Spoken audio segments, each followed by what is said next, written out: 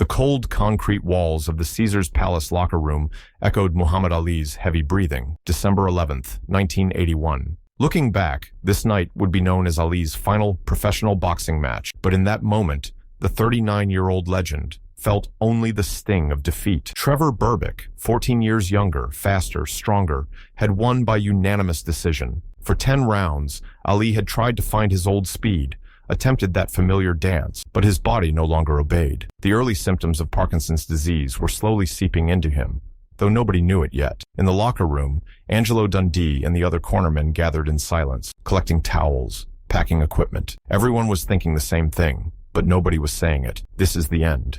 Muhammad Ali's final fight. And it ended in defeat. Ali sat on a metal chair, hands covering his face. There were no tears in his eyes, just a deep, heavy exhaustion.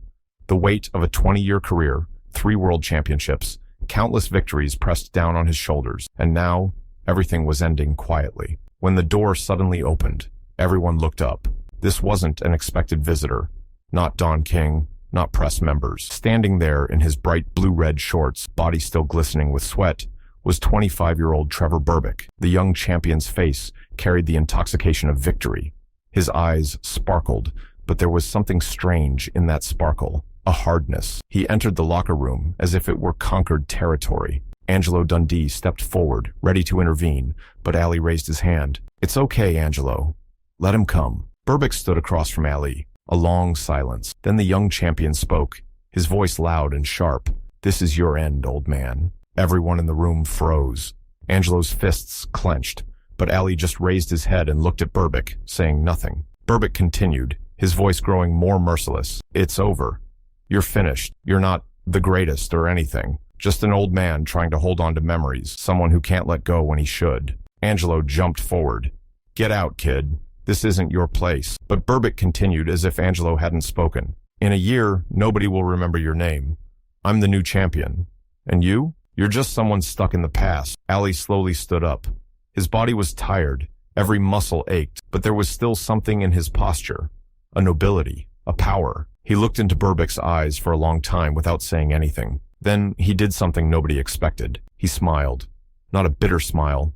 A real, deep, understanding smile. "Trevor," he said quietly, "I have an offer for you." Berbick frowned. "What offer?" "One more round," Ali answered. "You and me. Now, here. No championship, no money, no crowd. Just 2 boxers. For respect." Everyone in the room was shocked. Angelo jumped forward. "Champ, no. You just got out of the ring. Your body—" Ali raised his hand. "Angelo, I'm fine. Just 1 round.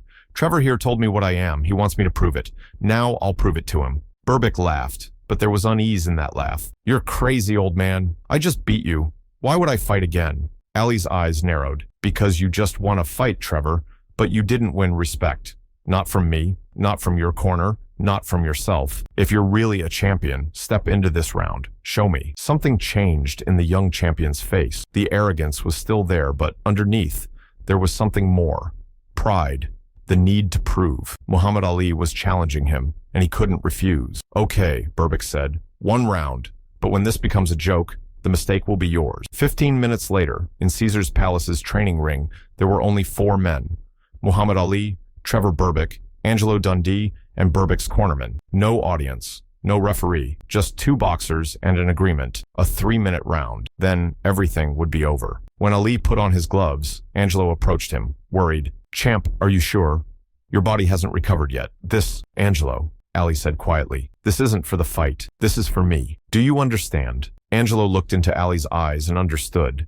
This wasn't just a fight. It was something more. A closure, a final lesson, a reminder. Angelo nodded. "Okay, champ, but 3 minutes. Then it ends." Berbick was stretching in his corner, confident. As Angelo fitted Ali's mouthpiece, he whispered, "Be careful. He's young, fast. If you're tired, get out immediately." Ali nodded, but in his eyes was something Angelo hadn't seen in years, a clarity, a determination, as if something lost over the years had suddenly returned. Angelo looked at his stopwatch. "Are you ready?" Both nodded.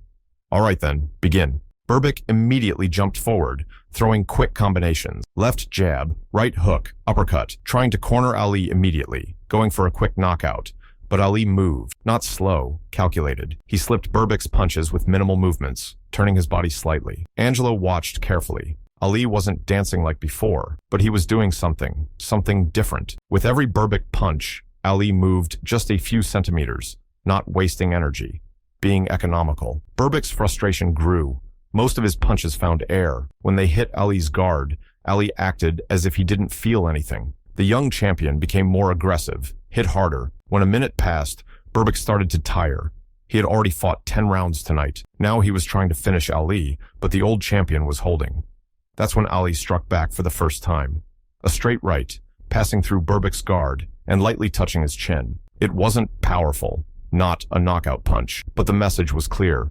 I'm still here. Berbick stepped back, surprised. Ali advanced, but didn't attack, just maintained distance. His eyes locked with Berbick's. What happened, Trevor? Ali was breathing hard, but could still talk. Getting tired? Because I'm just getting started. Berbick got angry. He threw a wild combination using all his strength. Ali dodged most, but an uppercut caught his chin. His head snapped back. Angelo yelled from the corner, "Champ, watch out!" But Ali didn't stagger. He shook his head slightly, as if shooing away a fly. Then he stepped toward Berbick and did something that completely shocked the young champion. He smiled. "Good punch," Ali said, "but not enough, son. Because the punches that knocked me down were much harder than yours." 2 minutes had passed. Berbick was gasping, while Ali seemed relaxed. The old champion kept moving, giving small but effective counters to each Berbick attack. In the final 30 seconds, Ali threw a combination that brought tears to Angelo's eyes. Left jab, right straight, left hook, part of the Ali shuffle. Berbick's head snapped back with each punch, not powerful but precise. Perfectly timed, perfectly angled, and then the bell rang. 3 minutes were over. The two boxers stood in the ring, breathing hard. Berbick's eyes were confused. Ali's calm. Angelo ran to the ring, started removing Ali's gloves. Berbick's cornerman did the same. But nobody was talking. 4 men in a silent ring, living a profound moment. Ali walked toward Berbick. The young champion stepped back, as if Ali was going to hit him. But Ali just extended his hand. "You fought well, Trevor," Ali said quietly. Berbick looked at Ali's hand, then at Ali's face. And suddenly, something broke in that young, arrogant, hard face. His eyes filled. I didn't know," Berbick said with a trembling voice. "I just wanted to prove. To everyone. To myself. Ali put his hand on Berbick's shoulder. "I know, son. I know because I walked the same path. Young, hungry, scared, trying to prove myself to the world. But there was something I didn't know." "What was it?" Berbick whispered. "A real champion," Ali answered, "isn't proven by defeating his opponent. He's proven by respecting his opponent. Because the ring isn't a battlefield, Trevor. The ring is a mirror. You see who you are there. And tonight, what did you see in that mirror?" Berbick lowered his head. "I saw someone who wanted to hurt, to cause pain, to humiliate. I'm not that person. I don't want to be." Ali smiled. "Good, because being a champion isn't about being the strongest. It's about being the best person. Tonight you beat me, but I tried to give you something more important." "What?" "A lesson. How to carry victory. Because winning is easy, Trevor. The hard part is remembering who you are after you win." Berbick looked into Ali's eyes, and suddenly, everything made sense. Why Ali had stepped into this round. Not to prove himself, to teach Berbick something. The final round wasn't a physical fight. It was a spiritual lesson. "I'm sorry," Berbick whispered, "for the things I said. You're still the greatest." Ali nodded. "No, son, I'm not the greatest anymore, but I once was. And now it's your turn. But remember, championship passes from generation to generation. I'm giving it to you. But someday you'll give it to someone else. That's how it continues." Angelo watched from the corner, his eyes wet. He'd been in Ali's corner for over 30 years, seen thousands of rounds. But this round was the most unforgettable. Because this wasn't just a fight. This was a legacy transfer. When they returned to the locker room, Ali sat in the chair, more tired than ever, but more peaceful. As Angelo removed his gloves, "Champ," he said quietly, "why did you do this?" Ali smiled. "Because, Angelo, that kid is like me. Young, scared, trusting nobody, feeling he has to prove himself to the world. And if nobody shows him the truth, he'll be lost, just like I almost was." "You were never lost," Angelo replied. "No," Ali admitted. "Because people like Cus D'Amato, Sugar Ray Robinson, Joe Louis showed me the way. Now, my time is to show Trevor the way. Because championship isn't just about winning.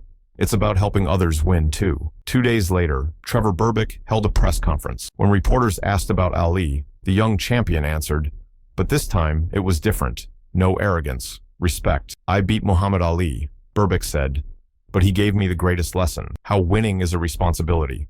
Being a champion isn't just carrying a title, it's being an example, and I will follow the example Ali showed me. Trevor Berbick lost the WBC heavyweight championship in 1986 to Mike Tyson, who would become the youngest heavyweight champion in history. But after his defeat, Berbick remembered what Ali taught him. He left with respect, congratulated Tyson, passed his own wisdom to the young champion. Years later, in 2006, when Ali was battling Parkinson's disease, Berbick visited him. The old champion struggled to speak now, but when he saw Berbick, he smiled. Champ, Berbick said, holding Ali's hand. That night, the final round, changed my life. You taught me something beyond boxing.